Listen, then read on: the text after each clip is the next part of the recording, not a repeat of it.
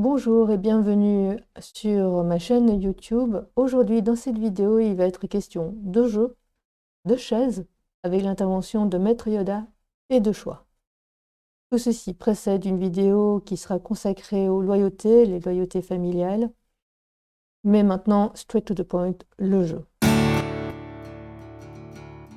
Connaissez-vous le jeu des chaises musicales? C'est un jeu où il y a une personne qui décide de quand lancer et quand arrêter la musique, on va l'appeler le DJ. Il y a des participants et il y a des chaises dont le nombre est inférieur au nombre de participants. Et le principe, c'est que tant que le DJ met la musique, eh bien, les participants tournent inlassablement autour de ces chaises sans pouvoir s'y asseoir. Et lorsque la musique s'arrête, eh bien, les joueurs doivent s'asseoir le plus rapidement possible sur la première chaise à leur disposition, sinon ils sont éliminés. Quand un joueur est éliminé, eh bien, on retire une chaise et puis le DJ relance la musique et c'est reparti pour un tour. Et dans ma famille adoptive, de façon symbolique et imagée, ce jeu-là était quotidien, il était constant. À la place de DJ, c'était mes parents adoptifs et à la place des participants, c'était nous les enfants. Quoique parfois, l'un d'eux venait quand même nous rejoindre, nous les enfants, tourner inlassablement autour de ces chaises. Alors c'était peu reposant de jouer à ce type de jeu puisqu'il était constant. C'était un peu confusionnant de ne pas pouvoir être à sa place et même de devoir prendre la place de quelqu'un d'autre à un moment donné, quand la musique s'arrête, pour être sûr de ne pas être éliminé, donc exclu du groupe familial. Et puis, c'était peu épanouissant aussi parce que même lorsque l'on décidait de ne pas participer à ce jeu par volonté propre ou par incapacité, eh bien à ce moment-là, on était exclu du groupe familial. Et en fait, quand on a déjà été exclu de son groupe d'origine, être rejeté par sa famille adoptive,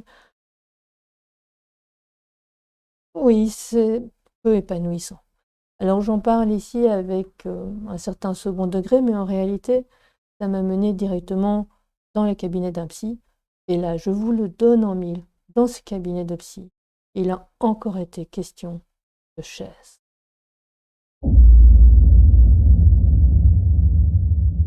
Il est malheureusement impossible de sortir indemne de ce jeu-là, et il est impossible aussi pour moi de dire comment on peut s'en sortir à travers une vidéo ou plusieurs vidéos. Par contre, dans ce cabinet de psy, j'ai reçu un jour un outil qui m'a vraiment permis d'avancer pendant quelques années. Et donc c'est ça que j'avais envie de vous transmettre aujourd'hui. Je vous invite maintenant à me rejoindre dans le cabinet de ce psy. Bienvenue dans le cabinet du psy avec les chaises, encore. Et Maître Yoda, qui incarne ici le psy.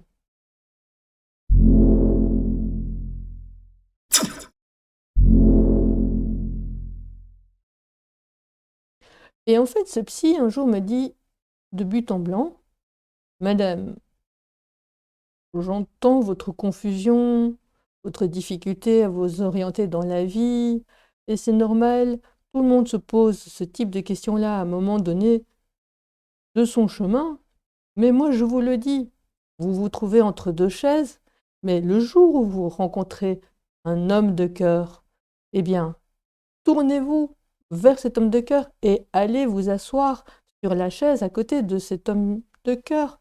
Et si à un moment donné dans la vie, vos besoins changent, vos envies, quelque chose vous pousse vers une femme de cœur, eh bien, changez de chaise et allez vous asseoir sur la chaise avec votre femme de cœur. C'est la même chose pour vos origines. Si à un moment donné, vous ressentez le besoin d'aller vers vos origines, eh bien, allez vous asseoir sur la chaise de vos origines. Et puis, vous savez, la vie, c'est mouvement, la vie, ça change. Si à un moment donné, vous ressentez le besoin de retourner vers la culture de votre famille d'adoption, eh bien, changez de chaise, allez sur l'autre chaise. Et c'est la même chose pour vos projets professionnels. Vous hésitez entre une orientation artistique ou plutôt l'orientation que vos parents ont décidée pour vous, eh bien suivez votre cœur, mais en tout cas écoutez vos besoins et faites ce qui a du sens pour vous. En tout cas, vivez. Vous vous posez des questions sur dois-je dire ou dois-je taire ce qui est dans mon cœur? Eh bien, moi je vous dis ceci, choisissez toujours ce qui vous rend le plus libre de vivre ce que vous souhaitez, ce qui fait sens pour vous. Si c'est le dire, dites-le, si c'est le taire, taisez-le, mais vivez, vivez ce qui fait sens pour vous et répondez à vos propres besoins. Ce jour-là, quand je suis sortie de ce cabinet avec ce psy, eh bien, je suis sortie avec 2 chaises. Alors certes, j'étais toujours dans la confusion, mais au moins je pouvais la vivre et je pouvais me permettre d'avancer. Ça m'a vraiment aidée pendant plusieurs années, jusqu'à ce que la vie me mette dans des situations où j'ai eu à me positionner par rapport aux loyautés, les loyautés familiales. Et là, ça a été autre chose. Let's face our story, the story of someone who's afraid, who would never tell he felt lonely,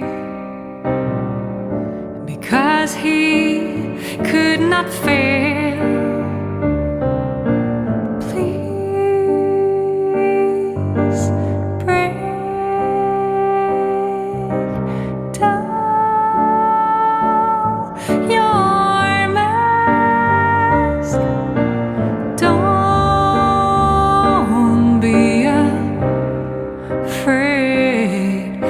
Accept who you are.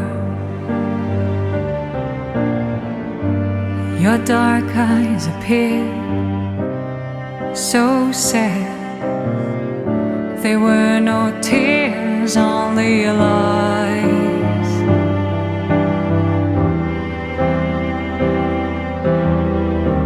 Who could say behind that smile that today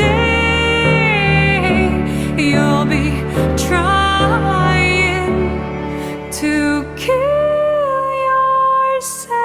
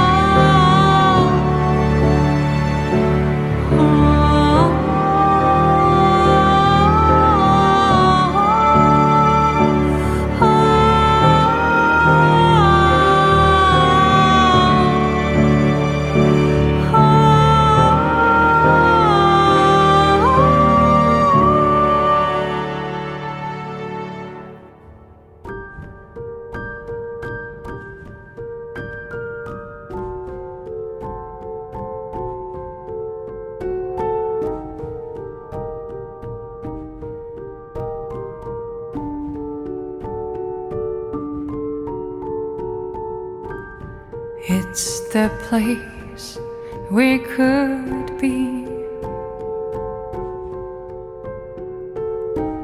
without being afraid. I just know inside of me that something will